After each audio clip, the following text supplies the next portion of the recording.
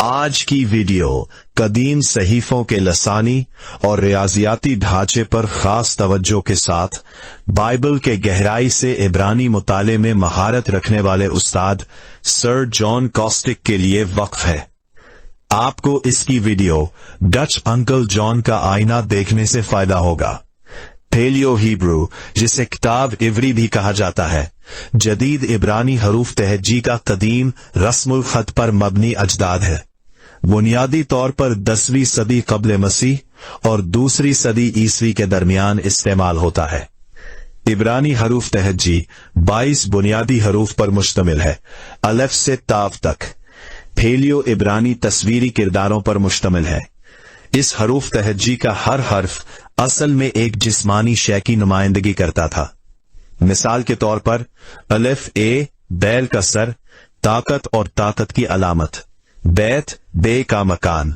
जीमल जी ये मेहरबानी, सखावत, इनाम और इनाम के तसव्वुर की नुमाइंदगी करता है। और इसी तरह 22 बुनियादी हरूफ है। आज हम बाइबल की पहली आयत के पहले लफ्ज को देखेंगे। पैदाइश 1:1 बेरेशीत बरा एलोहीम एत हशमाइम व एत हाअरेत्स। इब्तिदा में खुदा ने आसमानों और जमीन को पैदा किया। पैदाइश 1:1 का पहला लफ्ज बेरेशीत, बराश, शुरू में। 1 डॉट बार बार।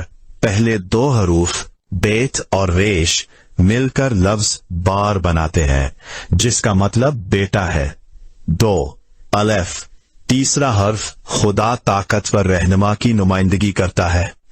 पहले 3 हरूफ मिलकर खुदा का बेटा बनते हैं। 3 शिन, तबाही या जलाने की नुमाइंदगी करता है।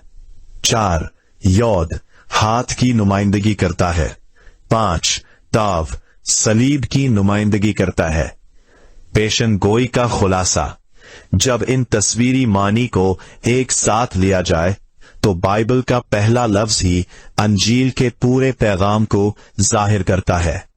खुदा का बेटा सलीब पर अपने हाथों अपनी मर्जी से हलाक हुआ।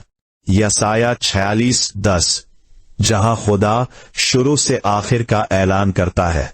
सर जॉन कॉस्टिक तजवीज करते हैं कि खुदा ने किताब पैदाइश की पहली ही आयत में यसुआ की सलीब पर मौत के लग़वी मानी को वाज़ेह कर दिया, ताकि इसकी उल्वाहियत और इसकी निजात के मंसूबे को इब्तिदा ही से कायम किया जा सके।